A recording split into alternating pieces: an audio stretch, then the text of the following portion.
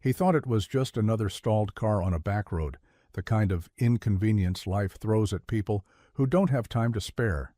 But when he knelt in the dust beside her smoking engine and offered nothing but kindness, she saw something else.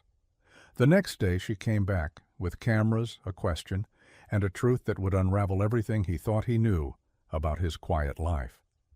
Before we dive in, hit that subscribe button and drop a comment. Where in the world are you watching from? The road stretched in both directions like a held breath. No signs, no buildings, just the dull shimmer of heat warping the horizon.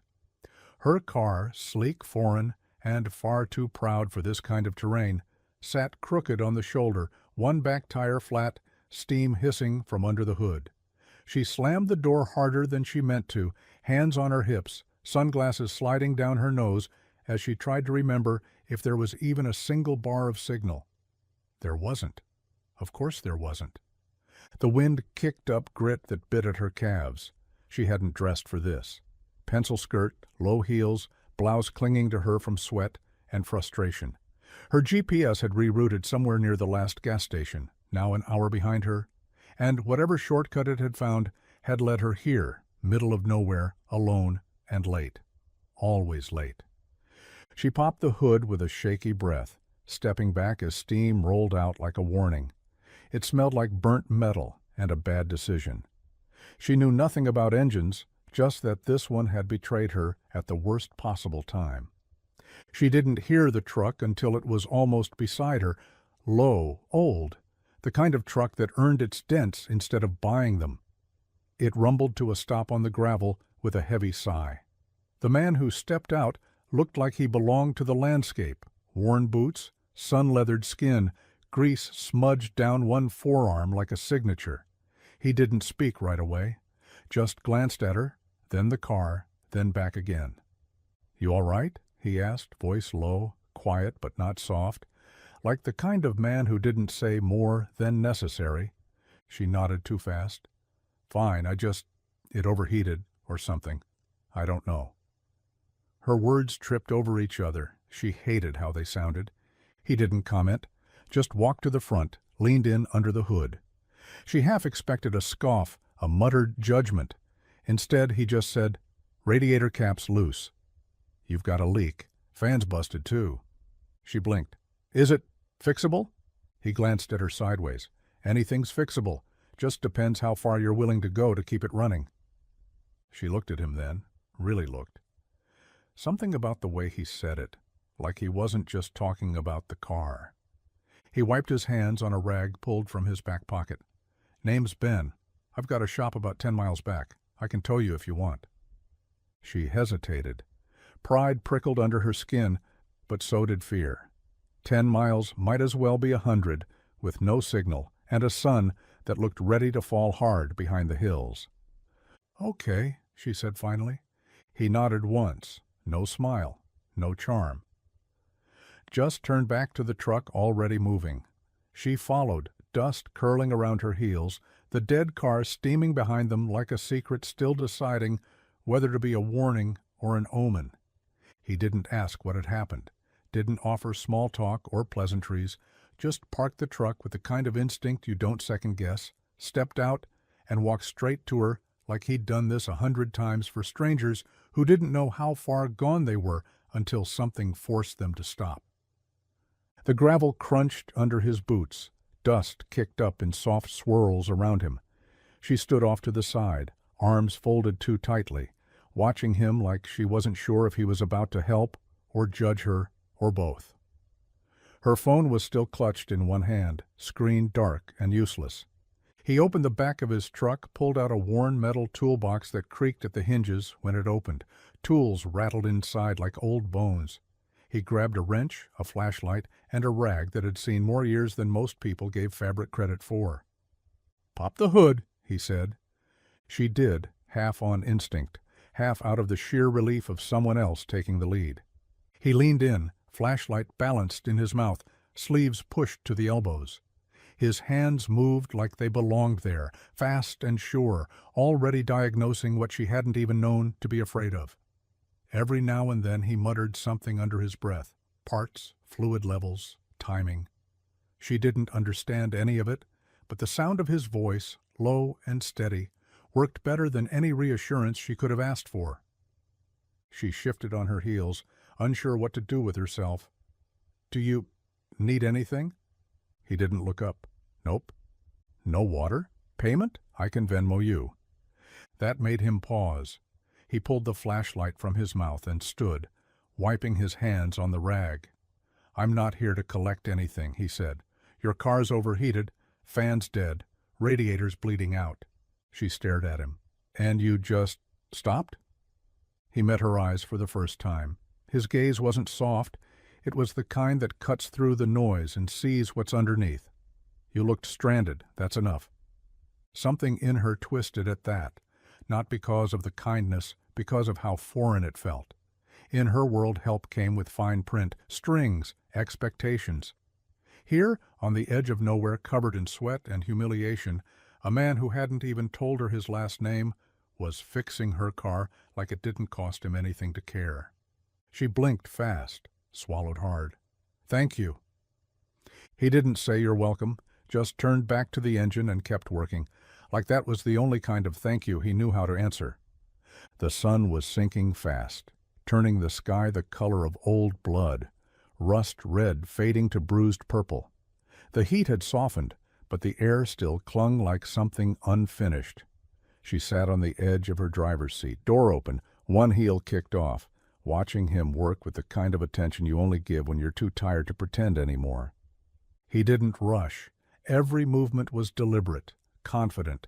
His hands worked the engine like he was coaxing an animal back to life, tapping, tightening, pausing to listen.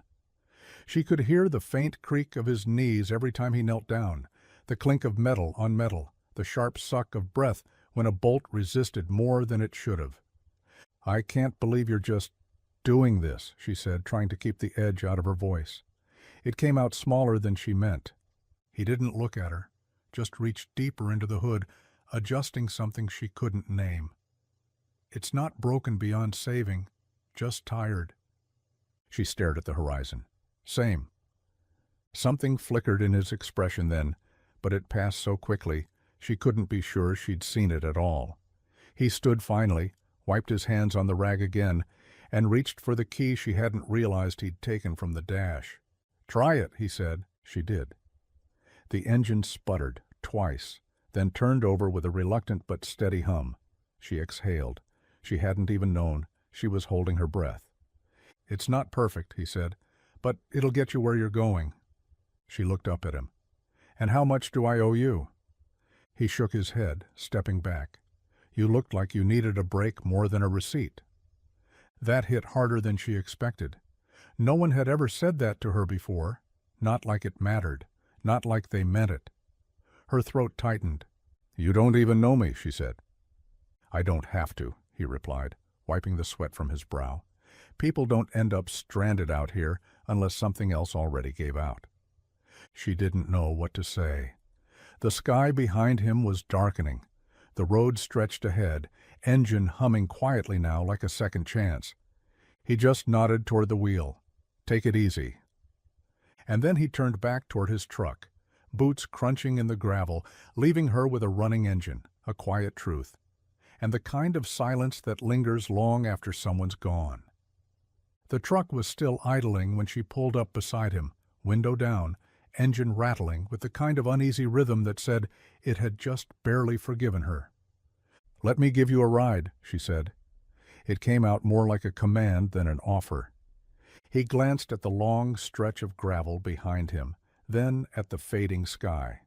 His own truck sat farther down the road, parked out of the way.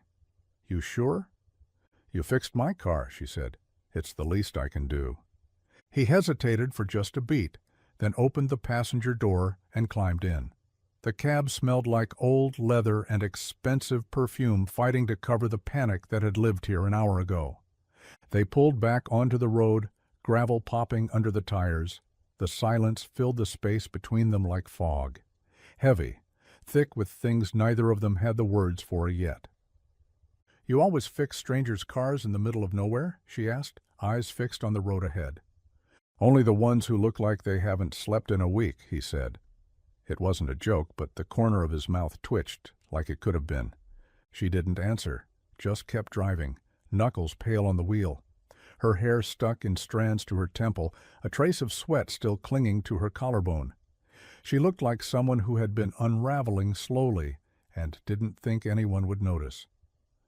"Town's about 10 miles, he said, voice low. "Next gas station, hang left. Garage is 2 blocks down." She nodded. "And what then?" He looked out the window. Desert rolled past in shades of burnt gold and silence. "You go wherever you were headed." "What if I don't know where that is anymore?" He turned to her, not surprised. "Then, maybe it's time to stop driving like you do." That landed like a stone. Her hands tightened on the wheel. They didn't speak the rest of the way. When the town came into view, just a handful of lights and a water tower that leaned slightly with age, something loosened in her shoulders. Not relief, not yet. But the edge of whatever had been clenching her so tightly started to fray. He pointed toward a faded sign. Wilder's Garage. The letters were peeling. She pulled into the lot and cut the engine. "You sure you don't want anything for helping?" she asked, softer now. He opened the door, boots hitting pavement with a low thud. "I already got it." And just like that, he closed the door behind him and disappeared into the shadow of the shop. She sat there for a long moment, engine quiet, headlights off, listening to the sound of her own breathing. For the first time in a long while, it didn't feel so loud. The gas station was little more than a shack with pumps, sun-bleached siding, a single flickering bulb above the door, and a vending machine that had long since stopped pretending to work. The kind of place time didn't visit anymore. He leaned against the hood of her car, wiping his hands with the same rag he'd used all day. She stood by the pump, watching the numbers crawl too slowly on the rusted dial. The silence between them wasn't uncomfortable, not exactly. It had taken on a different weight now. Like both of them knew they should be saying something, but neither one wanted to be the first to let the moment slip through their fingers. She capped the tank and turned, her hand brushing the dust off her skirt automatically. "Thanks again," she said, her voice steadier than it had been earlier. But her eyes kept drifting, to him, to the horizon, to anything that might offer her a reason to stay a second longer. He nodded once. "You should be good for another 100 miles, maybe more. Just don't push it too hard." She smiled, faint and tired. "Yeah, that advice works for more than the car." He let the corners of his mouth twitch up, just barely. The wind shifted, carrying the scent of diesel and sun-baked earth. The world around them was quiet, except for the soft clatter of a sign swinging in the breeze. "I'm Ben," he said suddenly. "Ben Wilder." She blinked, surprised he offered it, like she hadn't expected to matter past the engine and the drive. "Hallie," she said. "Hallie Lane." They shook hands, brief, dry. But it lingered just a second too long to be purely polite. Something passed between them then, something unspoken. Not romance, not recognition. Just a flicker of knowing. Like two people who didn't realize the road they were both on had just turned in the same direction. "Safe travels, Hallie Lane," he said, stepping back toward his truck. "See you around, Ben Wilder," she replied before she could think better of it. He didn't correct her, didn't tell her that people didn't usually come back this way. Just looked at her like, maybe, just maybe, he hoped she would. The sun wasn't even over the rooftops when Ben pulled into the lot. Gravel crunched under his tires, the low rumble of his truck breaking the usual morning quiet. But something was off. He felt it before he saw it, like a wrong note hanging in the air. Then he saw the van. Sleek, white, spotless. Too clean for a town that still measured distance by how much dust clung to your boots.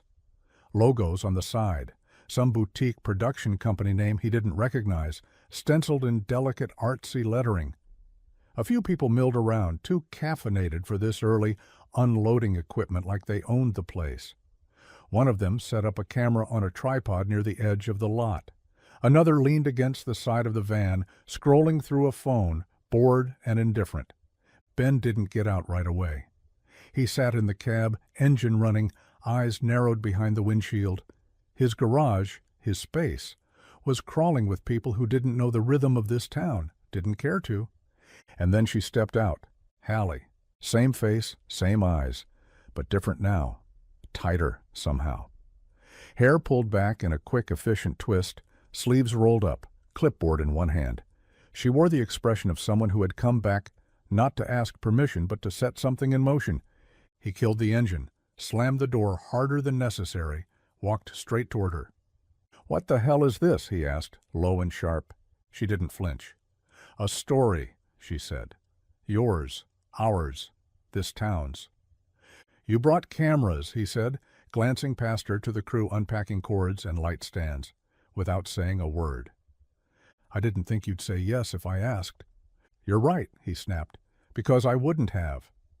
For a second neither of them spoke, just the hum of morning, the metallic clang of a case being dropped, the lazy whine of a fly circling. "I'm not here to exploit anything," she said, quieter now. "I saw something yesterday, something that mattered. People don't stop like you did, not anymore, and the world needs to see that." He looked at her then, jaw tight, fists clenched at his sides. "I fix cars, Hallie, that's it. I don't do spotlights."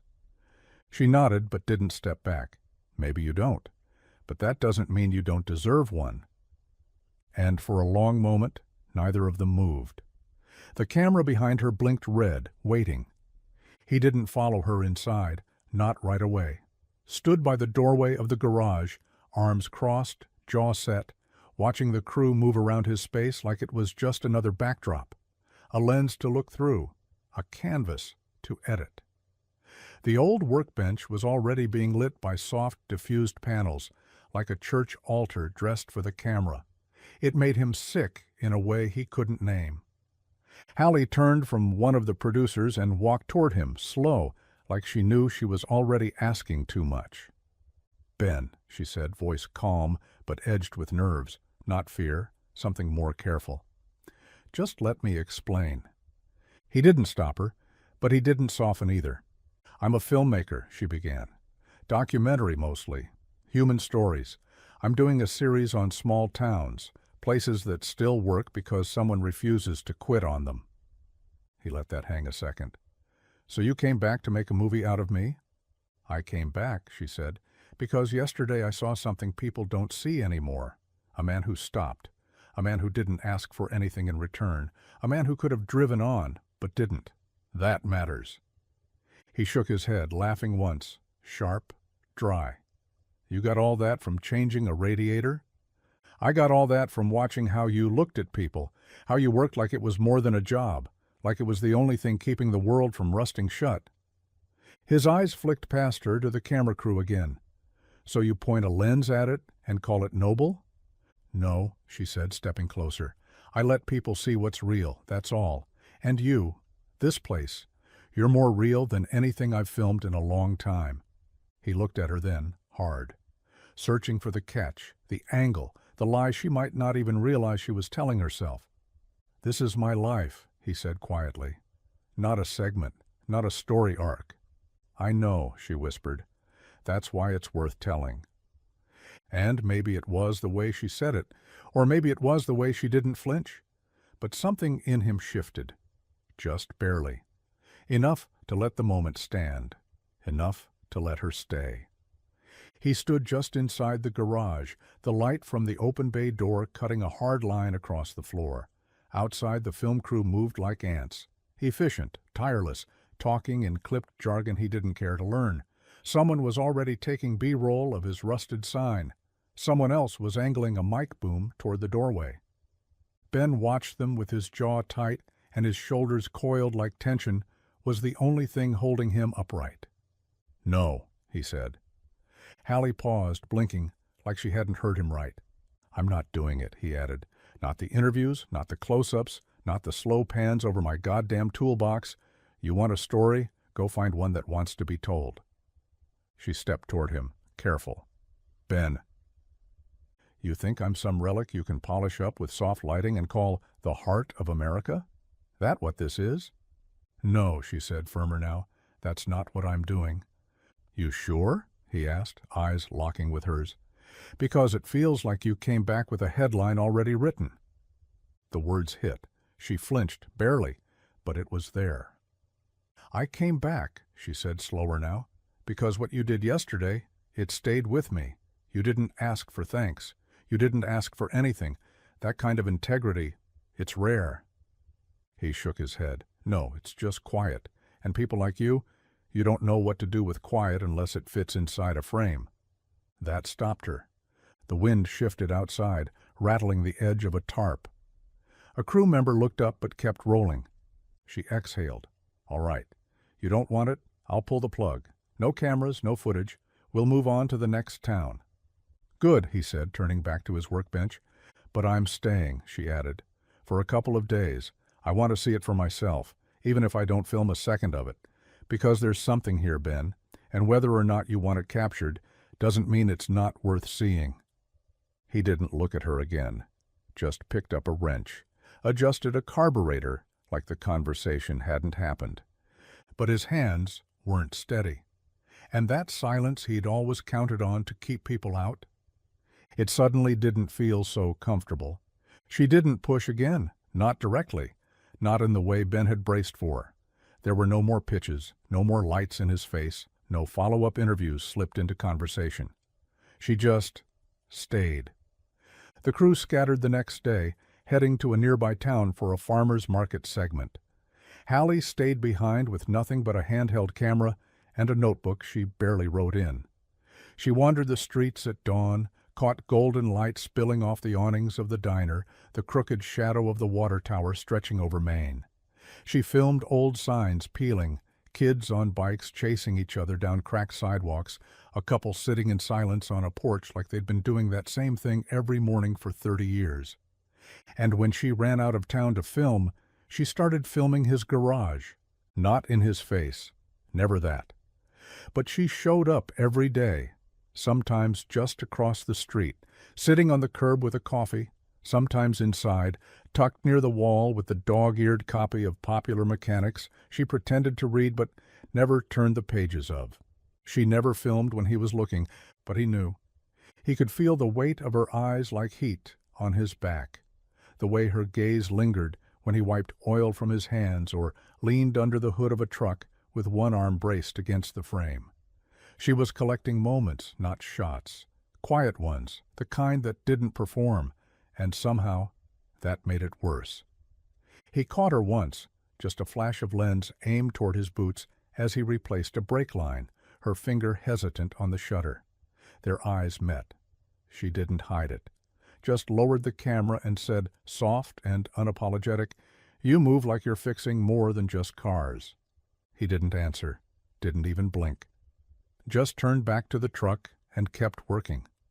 That night, she left a small stack of Polaroids on his counter, unlabeled, unexplained, the garage door at sunset, a spark leaping off the welder's arc, a boy with a flat tire watching Ben's hands with rapt attention. He left them there, didn't throw them away, didn't keep them either. But the next morning when she walked in, he didn't ask her to leave, and she didn't stop watching. It started small, the way all things do in towns like theirs. A pause in conversation when Hallie walked into the diner. A glance held a second too long as she passed the hardware store. Then the whispers followed, quiet at first, as if testing the weight of her name. "That the one filming everything?" someone muttered behind the bakery counter, low but not low enough.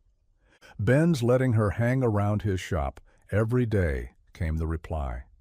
The implication hung heavier than the sentence itself. By the end of the week, it had shifted. Not just curiosity, speculation, assumptions, stories written between the lines of truth. Someone swore she was from L.A., here to make a name off small-town grit. Someone else claimed they saw her filming the cemetery at dusk, said it was for a tragedy angle. Ben heard pieces of it everywhere he went, the grocery, the gas station, even the feed store, where silence used to be the default. Now it was questions wrapped in concern. "You sure she's not using you for some Netflix thing?" Cal asked as he filled Ben's tank, wiping his hands on a rag that hadn't seen soap in years. These city types, they spin a story out of nothing. Ben didn't answer, just watched the numbers climb on the pump and kept his jaw locked. But it was different inside the garage. The quiet there hadn't turned mean yet. Hallie still showed up, never with the crew, not anymore. Just her and that damn camera slung around her shoulder like it had earned a place. She didn't ask to film him again, but sometimes she caught moments he hadn't meant to give. The way he crouched to hand a wrench to a kid too shy to speak. The way he stared at the old service calendar like it might remember things for him. One afternoon, while he was under the hood of a Dodge that hadn't run right in 5 years, a voice floated through the open door. "Ben Wilder's finally got himself a city girl." Laughter followed. Mean, harmless, it didn't matter. Hallie stood at the back of the garage, still the lens pointed at the floor. Ben didn't say a word.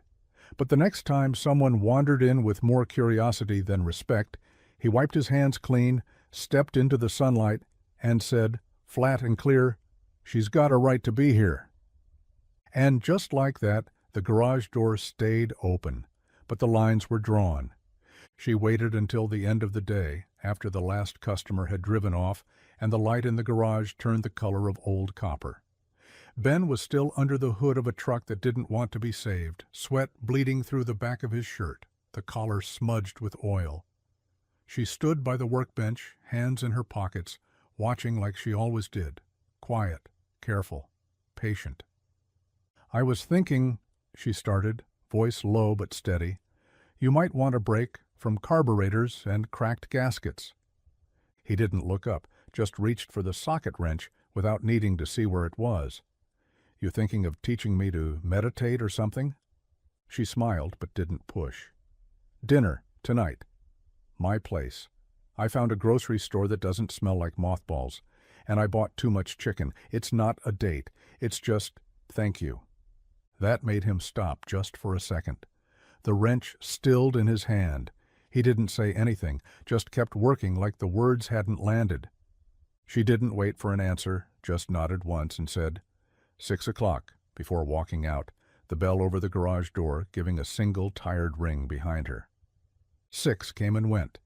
The clock over his workbench ticked past with indifference.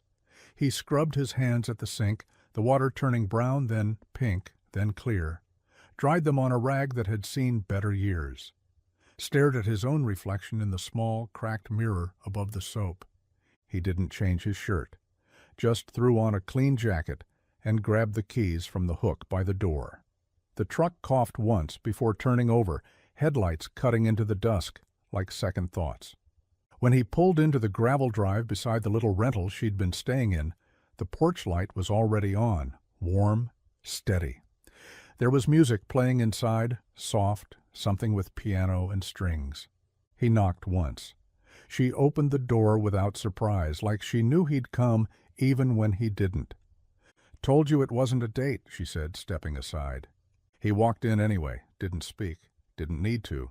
Sometimes the best decisions are the ones that don't ask for permission. The house was small, rented, the kind of place where every piece of furniture looked like it had a backstory, none of them hers. A battered couch pushed up against the window, a chipped table with mismatched chairs. On the counter, a pot of chili simmered low, filling the air with something that felt like memory.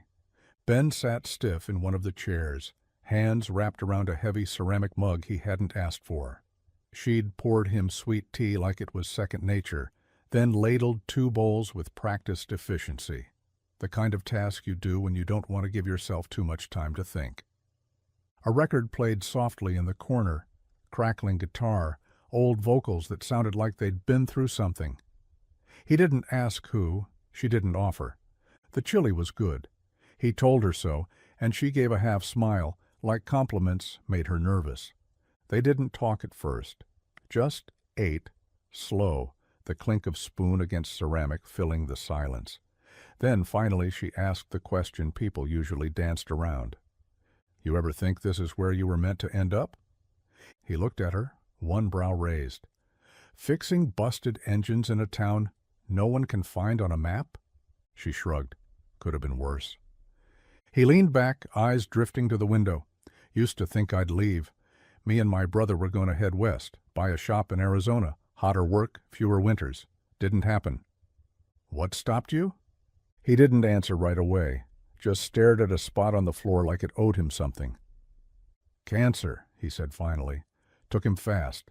By the time we had the down payment saved, he was gone, and I stayed. The quiet after that wasn't awkward. It was reverent, like they'd both stepped over some line they couldn't come back from. My sister, she said, voice softer now. Drunk driver. She was 24. I spent a year after that pretending I could outrun it. New city, new jobs, new everything. Did it work? He asked. She met his eyes, and for once there was no camera, no distance, just her. No, she said, but it brought me here. They sat like that for a long while, 2 bowls scraped clean, 2 lives that didn't go the way they were supposed to, and a song playing that neither of them could name, but neither of them stopped. It wasn't meant to be anything. Just a quiet afternoon, sun caught in the dust, Ben kneeling next to a beat-up bike with a crooked chain, and a boy too shy to ask for help until Hallie nudged him forward. Ben hadn't hesitated, just glanced at the bike, then at the kid and said, "All right, let's take a look." She'd filmed it with her phone, not the real camera, no tripod, no mic, no prep, just instinct. The way his hands moved with ease, the way he crouched to eye level with the boy, like it wasn't about the bike at all, like it was about giving the kid a reason to believe in something fixable. He didn't ask for a name, didn't offer praise when the boy managed to realign the chain with his small, shaking fingers. He just nodded once and said, "There you go. You did that." That night, she sat at the little kitchen table with her laptop open, and the audio barely loud enough to hear. She trimmed the beginning, removed herself from the frame, let it speak with no narration, no edit, no title beyond what she typed into the post. Some people don't need attention to make a difference. They just show up. She posted it and closed the laptop, didn't even check it before bed. By morning, it had 100,000 views. By noon, it had 1 million. Her inbox filled with requests, networks, magazines, producers wanting to amplify the story. Strangers wrote essays in the comments about how the world needed more men like that, more small acts of kindness, more quiet strength. They didn't know his name, just called him the man in the garage or the one with the calm hands. She watched the clip again around dusk, her coffee gone cold, phone buzzing off the table. It still made her breath catch, not because of the views, but because that moment, simple, honest, was exactly what she'd seen the first time he stood on that roadside and asked nothing of her. She hadn't told him yet. She wasn't sure how, not because he'd be angry, because he wouldn't understand, because to him that was just a Thursday. But to the rest of the world, it was something they didn't know how much they missed until they saw it. And now they couldn't look away. He found out the way people always do in towns like this, by accident, and too late. Luann at the diner said it first, sliding a laminated menu across the counter like she was handing over a loaded weapon.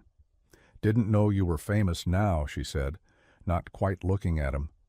Ben blinked. "What?" She turned her phone around. There he was, kneeling by the kid's bike, hand steady, face bent in concentration. The video played on loop, comments scrolling like wildfire. "This man is what the world needs more of. My heart is in pieces. Where is this town?" Ben stood before the eggs hit the skillet. By the time he shoved through the garage door, Hallie was already there, camera slung low, head buried in a notebook, humming under her breath like everything was still intact. She looked up and smiled. That's what gutted him, that she smiled like nothing had cracked open. "Turn it off," he said. The words hit the room like a fist. She frowned, confused. "What?" "The video, the post, whatever the hell you call it. Take it down." Her face fell, slow, like the weight of his voice had finally registered. "Ben?" "You filmed me," he snapped. "You filmed that kid. You posted it without asking. You didn't even warn me." "I didn't know it would take off like that," she said, too fast. It wasn't about exposure, it was about truth. That moment meant something. You meant something." "I'm not your story," he growled, stepping closer. "You think because you caught me on a kind day, that gives you the right to cut it up and feed it to strangers for views?" "No," she said, quieter now. I thought people needed to see what quiet good looked like." He looked at her then, not like before, not the way he had at the dinner table or across the porch swing. This look was colder, hardened. "You don't get to decide that for me." She swallowed, jaw clenched. "I was trying to help." "Well, you didn't," he said. "You broke something." She stood still, breathing hard. He turned his back. "I think you should go," he added. "Take your cameras, take your crew, and leave my life the way you found it." He didn't watch her walk out. Didn't need to. The door shut quieter than he expected, which made it worse. Silence always did. The garage was quiet the next morning. Too quiet. No distant hum of her voice drifting in from the porch. No camera bag by the door. No half-drunk coffee cup left absent-mindedly near the workbench. Just the echo of his own footsteps and the low groan of old hinges when he opened the office. That's where he found the note, folded clean in half, no envelope, no dramatic flourish, just plain white paper sitting on the counter next to the register like it had been left there by accident. But it hadn't. He knew that the second he saw the curve of her handwriting, the way the ink pressed a little heavier on certain words like they'd cost her something. "You're more than what you fix." That was it. No name, no goodbye, just those 7 words. Ben stared at it longer than he wanted to. Didn't touch it, didn't crumple it, or fold it again, or slip it into his pocket.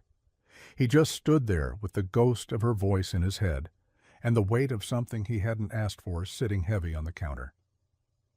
Outside, the wind picked up, pushing dry leaves across the lot. Her car was gone. No tire marks, no sign of departure, just absence, the kind that didn't leave a trace but left you hollow. He walked the length of the shop twice, checked the porch, the lot, even the tree where she used to lean when she thought he wasn't paying attention. But she wasn't there, not in the shadows, not in the light. Later, he sat at the workbench and tried to go through the motions, spark plugs, brake pads, routine maintenance that used to feel like something steady. His hands moved, but his chest felt like it had caved in a little. It wasn't just about the video. It wasn't just about the breach. It was that she'd seen him, really seen him, and he'd pushed that away. And now she was gone. No fanfare, no confrontation, just a folded note and a silence too sharp to ignore. The mornings were the same. Alarm at 5. Coffee by 5:15. Black, no sugar. The radio stayed off. He didn't want voices, not even the old country station that used to hum through the garage like background breath. He opened the bay doors before the sun had fully risen, just like he always did. Rolled the first car in, old Chevy with a loose belt, and set to work without thinking. Hands moved on autopilot, twist, pull, tighten, the mechanics of muscle memory, but the rhythm felt off, like a song played half a beat too slow. He used to catch her in the reflection of the toolbox, camera slung low, brow furrowed as she scribbled notes between takes. She never got in the way, just watched, listened. Now there was nothing to catch in the chrome but himself. Just a tired man with oil under his nails and a quiet that wasn't peaceful anymore. It was punishing. The town had noticed too, not with words, but with absence. People asked less. Lingering questions at the counter stopped mid-breath when they saw his face. Someone had drawn hearts in the dust on her side of the diner booth. They stayed for 3 days before someone wiped them away. She'd left no trail, not a box, not a bag, just vanished in that way only people carrying real grief could, like smoke curling out of a cracked window. Ben patched tires, changed oil, fixed things. That's what he'd always done. But now, nothing stayed fixed for long. The same cars kept coming back, the same leaks, the same stalls. Like even the engines knew something was missing. He didn't sleep much, woke up with grease on his hands even on days he hadn't worked late. Dreamed of roads with no signs and headlights that disappeared into dust. The note still sat in the drawer, folded, unread since the first morning. He couldn't throw it away, but he couldn't bring himself to unfold it either. Like the weight of those words might crack something in him that had been holding too long. The stillness used to mean peace. Now it just echoed. Ben was under the hood of a '96 F-150, shoulder deep in a stubborn distributor cap, when he heard the voice behind him. "Hey, excuse me?" He straightened slowly, wiped the back of his wrist across his forehead, then turned. The kid couldn't have been more than 16. Skinny, nervous, ball cap pulled low, like it might make him invisible. He hovered just outside the garage, one foot in the gravel like he was ready to bolt if the conversation didn't go well. Ben nodded, slow and cautious. "Something wrong with your truck?" The boy shook his head. "Don't got one yet, just a bike. But I saw the video, the one with the kid and the chain. That was you, right?" Ben's jaw tightened. "Yeah, that was me." The kid scratched the back of his neck, looked down at the concrete. "I thought it was cool.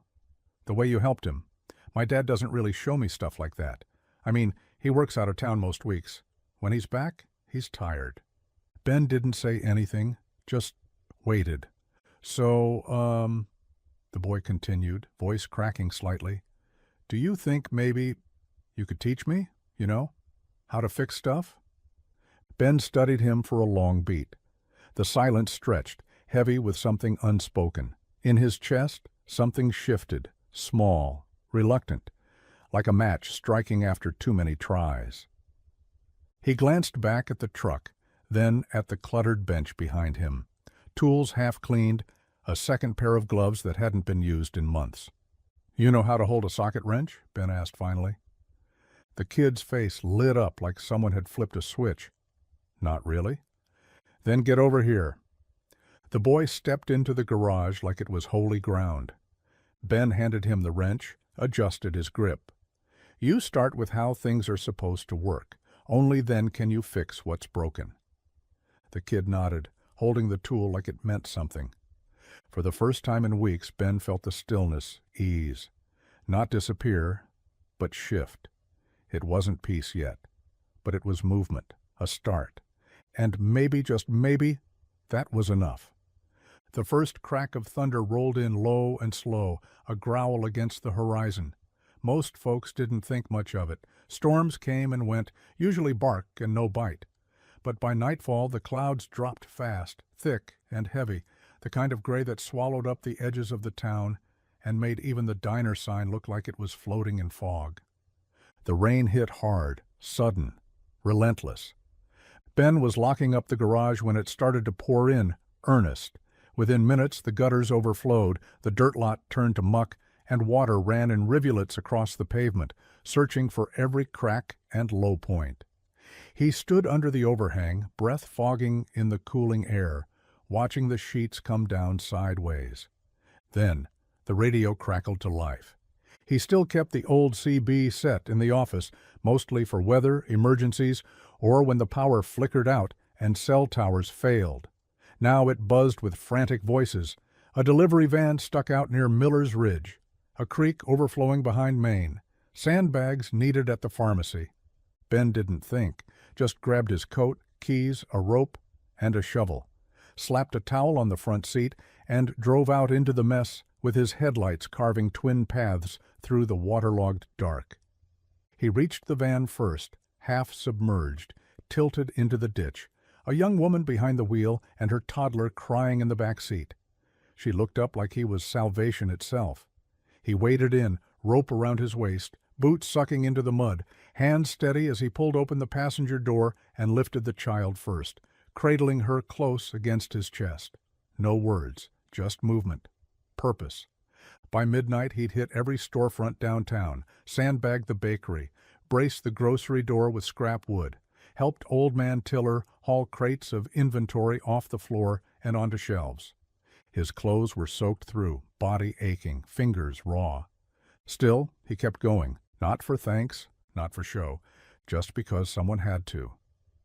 By the time the rain eased to a whisper, his truck was running on fumes and his muscles burned. He sat behind the wheel, drenched and bone-deep tired, watching the town blink back to life. One porch, light at a time. No cameras, no recognition. Just the quiet truth of a man who stayed when the sky turned. They showed up 2 days after the flood. News van idling outside the garage just past noon. Clean tires, camera already prepped. The woman who stepped out wore polished boots and a blazer too crisp for the kind of town where dust never really settled. She smiled like she expected resistance, which meant she already knew who he was. Ben stood near the open bay door, grease on his hands, a wrench in his palm. He didn't move as she approached. "Mr. Wilder?" she asked, tilting her head just enough to seem soft. "Sarah Kelman, Channel 9 out of Santa Fe. We've been hearing about the flood response here. A lot of folks mentioned you." He didn't nod, didn't answer. Just kept his eyes on the engine block in front of him. "We're running a segment," she continued, unbothered by the silence. "Local heroes, small-town resilience, that kind of thing. Just a few questions." "No," he said. The word was flat, clean, final. She hesitated, then shifted. "I understand, but people are saying—" "I didn't do it for people to say anything," he interrupted, finally looking up. Her face didn't fall, but her smile thinned. He turned back to the truck. The moment was over. She lingered. He felt her waiting. "I used to watch your segment," he said suddenly, surprising even himself. "Years back. You covered the fires up north. Didn't look away when everything was burning." Sarah blinked, thrown off balance. "That was a long time ago." "Yeah, and you were honest." She didn't answer, just waited. Ben exhaled, slow and steady, wiped his hands on a rag and tossed it aside. "Maybe just this once," he said, "but no spotlight, no dramatics. You want to talk about what happened, we talk about the town, not me." She nodded, and for the first time, the smile wasn't practiced. It was real, quiet, respectful. He led her to the side of the garage, where the sun cut through the dust in long, golden slats. No lights, no script, just 2 chairs, a slow breeze, and the kind of truth that didn't need dressing up. The camera blinked on, and Ben told the story, not as the man who saved a town, but as one who stayed when others left, who got up when it was easier to go home. The video popped up on her feed at midnight. She was in a rented apartment in Austin, unpacking gear she hadn't touched in days, scrolling aimlessly, numb, restless. The news anchor's face was familiar enough, her voice too polished to stir anything real, but then came the headline, "Local Mechanic Leads Flood Rescue Effort in Carson Valley." She stilled, watched the thumbnail buffer, watched it again. When it finally played, her throat tightened before a word was even spoken. There he was, Ben, sitting in a folding chair beside the open bay door, wearing the same oil-streaked shirt she remembered, hair still too long at the neck. He looked uncomfortable, like he was holding back from bolting, but he stayed. "No one asked," he said, voice low and even. "Water was rising, people needed help. That's just what you do." The camera didn't push in, no dramatic cutaways, just him, in profile, against the dusty light, honest. She sat back in the chair, heartbeat spiking as the screen flickered. He mentioned the diner, the kid from the bike, the others who helped, neighbors, shopkeepers, teenagers with buckets, but he never said I, not once. He made it about the town. She watched it twice. The first time because she needed to see his face again. The second because she needed to be sure it was still the man she remembered. It was. But something in him had changed, or maybe something had finally come forward. She closed the laptop gently, sat in the quiet for a long moment, then stood with purpose that felt foreign after so many days of drifting. No emails, no camera crew, no call to the producer she owed a final cut. She booked the flight herself, middle seat, one stopover, nothing glamorous. She didn't care. This wasn't about the documentary anymore. It hadn't been for a while. She packed light, just a duffel and the soft flannel she used to sleep in when editing. Late in his kitchen. The plane left at sunrise. She didn't sleep. Just stared out the window and let the weight of the decision settle into her ribs. She wasn't going back to film him. She was going back to see if it wasn't too late to say what she hadn't had the courage to say before she left. The garage was half-shadowed, the midday sun catching only the edge of the bay. Dust swirled in slow circles through the heat, and somewhere inside, a radio hummed low, an old country ballad warbling through static, barely audible over the clink of tools. Ben lay under a Buick, one arm stretched out, socket wrench gripped firm. Grease streaked across his forearm, sweat dampening the back of his collar. He didn't hear the door open, didn't hear footsteps, just felt it, the shift in the air, the way the silence changed its shape around someone new. She didn't speak. She stood just inside the threshold, her duffel bag slung over one shoulder, unsure what to say now that she was finally there. No camera, no clipboard, just her. And the mess of all the things she hadn't said. Ben's voice came out from beneath the car, dry even. "I thought I scared you off." She smiled before she meant to. "You did." There was a pause, then the wrench clattered once against the concrete. He slid out slowly, back flat on the dolly, wiped his hands on a rag, and looked up at her. Same eyes, same flannel, different woman. She stepped forward, setting the bag down gently by the workbench. "Saw your interview," she said. He nodded, didn't gloat, didn't shift. "You hated every second of it," she added. That brought the corner of his mouth up. Still better than being filmed fixing a bike without knowing it. Fair. Another pause. The air between them wasn't tense, not anymore, just full, like something waiting to exhale. "I didn't come to film anything," she said softer now. "I just came." He studied her, not for judgment, just to see if she meant it. She did. "Chili still your specialty?" he asked after a beat. "I've upgraded. There's cornbread now?" He nodded. "Could use a break around 6. "I'll be here." Ben picked up the wrench again, turned back to the engine. "All right then." She didn't press further, just pulled up an overturned crate and sat, watching, waiting, being. Sometimes return doesn't need an apology. Sometimes it just needs to happen. The sun had slipped behind the ridge by the time they made it to the porch behind the garage.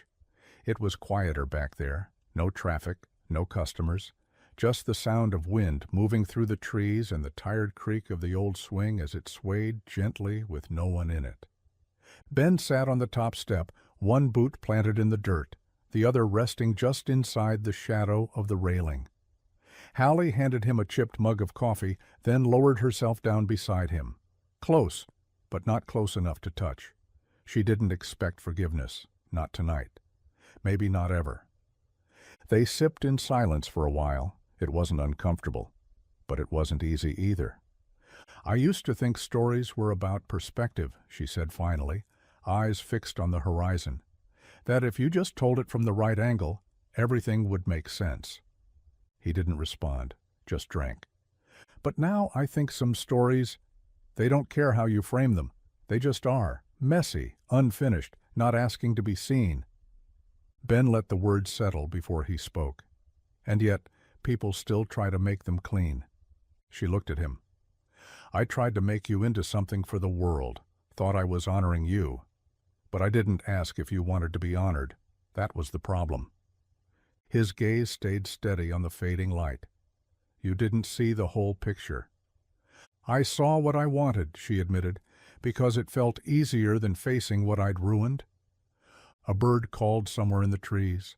The porch wood creaked beneath their weight. "I was angry," he said, "not because you shared it, but because I didn't know how to trust someone who saw me without asking first." Her voice barely carried. "Do you still feel that way?" He looked at her then, really looked, eyes tired, but not hard. Number not anymore. A beat passed. Long. Quiet. She let out a shaky breath. "Do you believe in second chances?" He nodded once. "Only when they come with the truth." Hallie reached into her coat pocket, pulled out the folded note she'd left behind. Handed it to him. "I kept a copy," she said, "because I wasn't done saying it." He opened it, read it again, slower this time. You're more than what you fix. And this time, he believed it. The sky was overcast the next morning, the kind of gray that settled in quietly, without threat, just wait. Ben was at the workbench tightening a valve spring when he heard her footsteps behind him, steady, unhurried. She didn't call his name, didn't make a scene. Just stopped near the tool chest and waited for him to finish the turn. When he finally looked up, she was holding something out to him, small, silver, familiar. A flash drive. He wiped his hands on a rag before taking it. Didn't ask what was on it, didn't have to. It's the real story, she said, voice level, but laced with something heavier. No edits, no cuts, no music swelling at the right moment. He turned it over in his fingers, eyes narrowing just slightly. Why give it to me? Because it was never mine to keep. The silence between them crackled like static, loaded, uncertain. It's not polished, she added. There's a lot of quiet, long pauses, you fixin' things, kids watching you like you're a magician, locals calling you by name, and that flood night. You never looked at the camera once. Ben stared at the flash drive for a long moment, like it might burn through his skin. I almost didn't come back, she said, because I thought you'd never want to see any of it again. But then I realized this isn't about whether or not the world sees it. It's about you knowing what's there. He didn't look at her when he spoke. And what if I erase it? Her voice didn't waver. Then it disappears, like nothing ever happened. His jaw worked, not angry, just thinking. The weight of something unsaid pushing at the edge of his ribs. She took a step back. Whatever you do with it, it's yours now. She turned, started to walk away. Ben looked at the flash drive one more time, then slipped it into his back pocket like it belonged there, like maybe it held something he wasn't quite ready to name, but wasn't ready to lose either. It was well past closing when Ben finally reached for the flash drive. The shop was dark, but for the small desk lamp in the office, casting a narrow cone of light across the cluttered desk. Tools rested silent. The bay door was down. Outside, the wind stirred loose gravel against the siding in soft scrapes, like a reminder that the world kept moving whether you were ready or not. He sat in the chair, turned the laptop toward him, and plugged it in. No ceremony, no breath held. Just a click and a file marked with the date she'd left the first time. He opened it. There was no title sequence, no voiceover, just the low hum of life, his life, as it unfolded, one unguarded second at a time. The first shot was of the shop, morning light spilling through the open bay, dust catching fire in the sun. He was in the corner, tuning an alternator, shoulders hunched, face unreadable. He didn't know he was being filmed. That much was clear. He moved with the kind of ease that comes when no one's watching, steady, deliberate, quiet. Then came the footage of the boy with the bike, the one he barely remembered, beyond the grease and the wobble in the back wheel. The kid's hands shook. His own didn't. He could see it now, the way he crouched, met the boy's eye, didn't rush, didn't scold, just stayed with him, taught, trusted. He kept watching. The flood footage came next.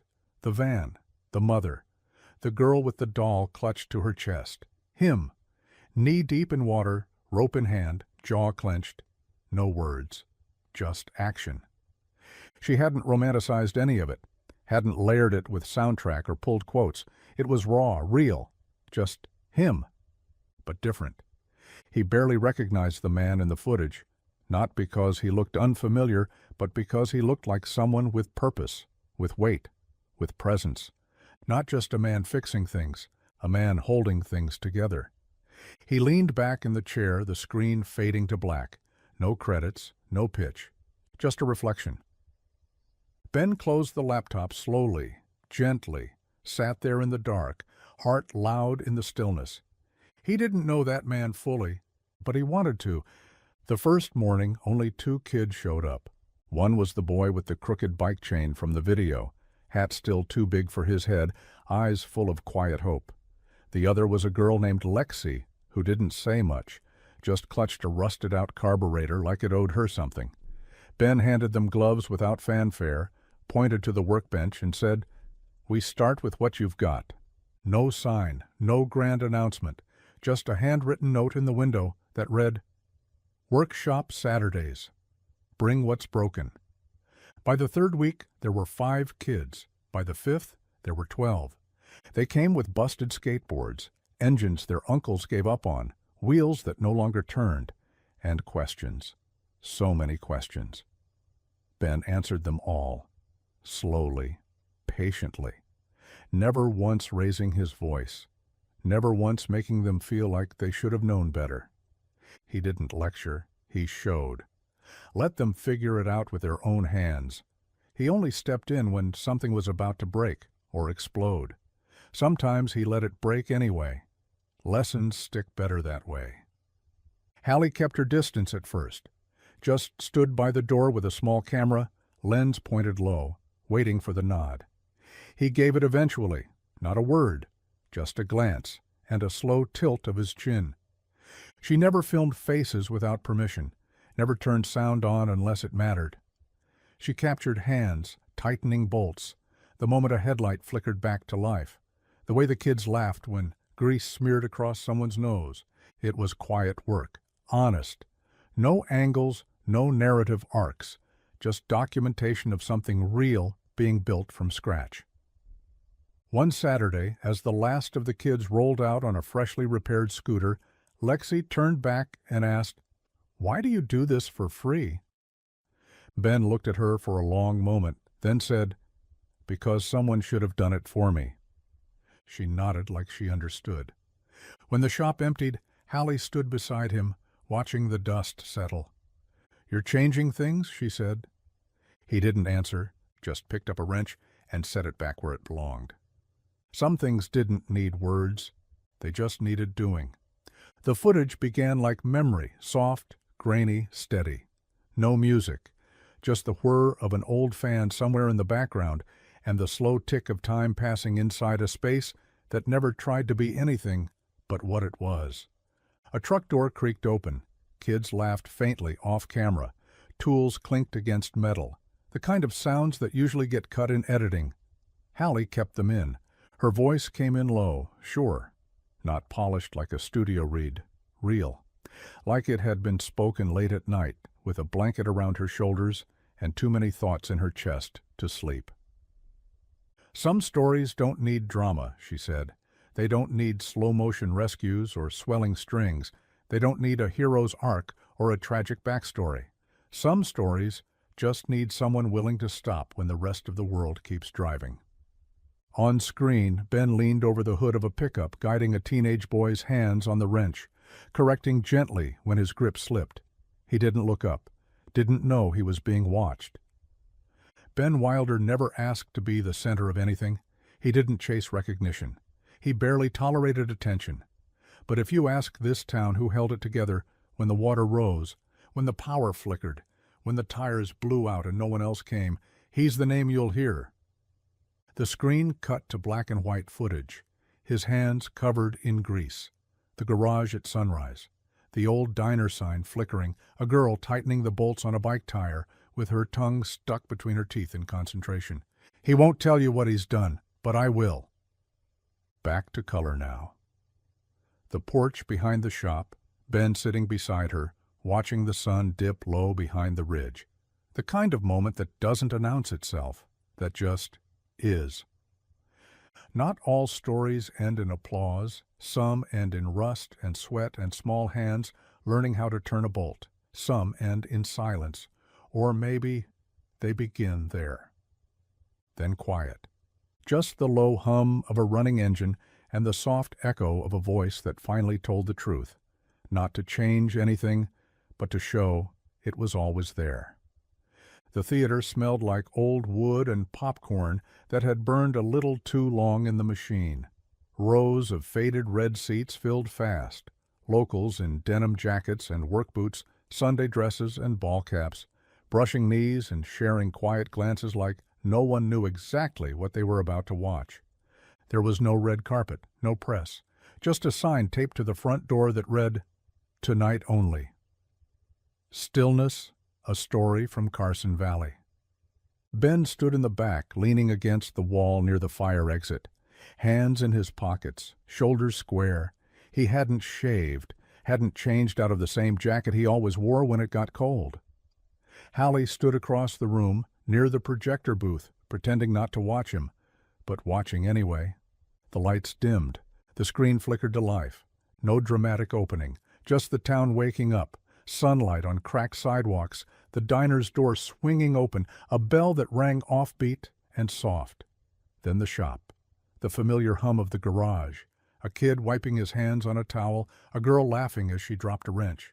Ben in profile, quiet and steady as he leaned in to guide them both. The room was still, not tense, just reverent, like church, like something fragile might break if anyone moved too fast. When his voice came through, layered over the scene of the flood, the water rising, the sandbags, the quiet effort of hands helping hands, no one breathed. You don't wait for someone else to fix it. You show up. That's the job. Ben didn't flinch, didn't shift. Just stood there, unmoving, eyes on the screen as if he were watching a stranger, someone he almost recognized. The credits rolled, no applause. Just a moment of hush, so thick it almost hurt. Then someone clapped, software once, then another. And then the room was full of it. Not loud, not wild, just honest, steady, the kind of applause that says thank you, not look at me. Ben didn't smile, didn't cry. He just nodded once and exhaled, like something that had been sitting inside him for a long time finally had somewhere to go.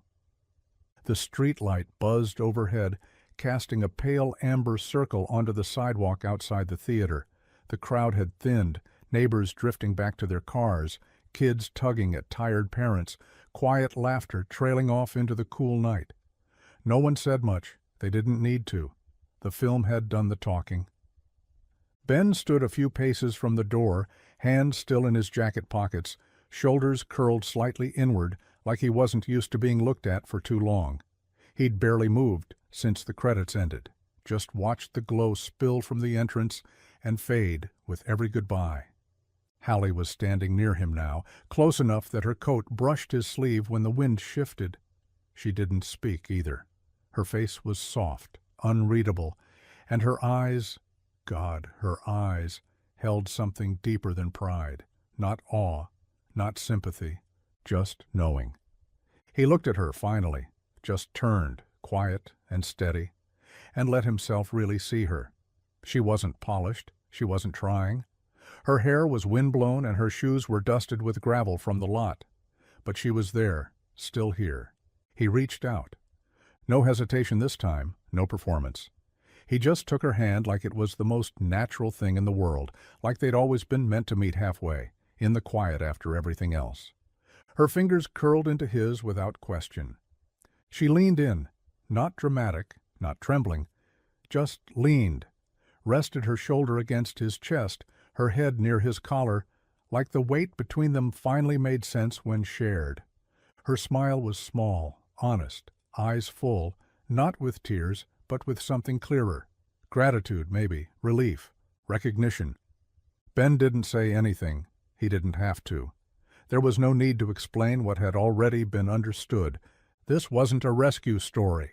There was no savior, no damsel, no redemption through fire. Just two people who had broken in different ways, who'd stopped pretending, who'd seen each other truly, without the camera, without the noise, and stayed. The light buzzed above them. They stayed until it flickered once. Then they walked home, hand in hand, under the kind of silence that felt earned.